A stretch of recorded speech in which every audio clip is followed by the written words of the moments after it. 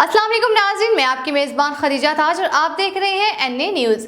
ये चलते हैं आपको दिलचस्प और अजीब खबरों की तरफ। भेगड़ शहरी की कार में दर्जनों बिल्लियों के साथ रहने की तस्वीर वायरल हो गई। अमेरिका में भेगड़ शहरी की अपने कार में दर्जनों बिल्लियों के साथ रहने की तस्वीर सोशल मीडिया पर वायरल होगी। मीडिया रिपोर्ट के मुताबिक अमेरिकी रियासत मिनेसोटा में घर से महरूम शख्स अपनी गाड़ी में 47 बिल्लियों के साथ रह रहा था। ताम शदीद गर्म मौसम में जानवरों को नुकसान पहुंचने के पेश नजर मुतल्लिका इंतजामिया ने तमाम बिल्लियों को रेस्क्यू कर लिया। रिपोर्ट में बताया गया है कि इंतजामिया ने जानवरों को गाड़ी से निकालकर महफूज जगह मुंतकिल कर दिया, जहां इनकी देखभाल भी की जा रही है।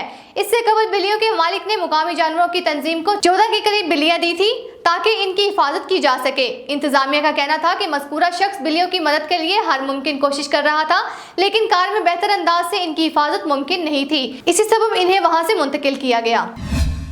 आपको ये जानकर हैरत होगी कि हॉलीवुड की एक खातून सिर्फ चीखने और चिल्लाने का काम करती हैं, जिसके बदले में इन्हें खतीर मुआवजा दिया जाता है। इनकी चीखों को डरावनी और सस्पेंस फिल्मों में इस्तेमाल किया जाता है। एशले पेल्डन को चीखती फनकार कहा जाता है, जो हसास माइक्रोफोन के सामने रोती, पुकारती और चीखती दिखाई देती है। इससे मालूम होता है कि जिस तरह एक्शन मनाजिर असिस्टेंट फनकार की मदद से फिल्माए जाते हैं, इसी तरह आवाजों के भी असिस्टेंट सदाकार होते हैं। एशले को खतरनाक मनाजिर और डरावनी फिल्मों में हौलनाक वाकयात के सूती रद्द-ए-अमल जाहिर करने के लिए बुलाया जाता है। वो सामने चलते हुए मंजर को देखकर मुख्तलिफ तासरात के साथ तेज आवाजें और चीखें बुलंद करती हैं। फिर इस रिकॉर्ड शुदा चीखों पुकार को फिल्म में बड़ी महारत से शामिल किया जाता है और पर्दा सिमी पर वो फिल्में सूरत हाल को हकीकत के करीब तक दिखाती है। मैं एक असिस्टेंट की तरह काम करती हूँ, जो अपनी सोती हदूद से आगे होकर चीखती हूँ, यहाँ तक के सूती तार झंझना उठते हैं। इसी तरह चीखने की आवाज को आर्जी या मुस्तकिल तौर पर नुकसान भी हो सकता है।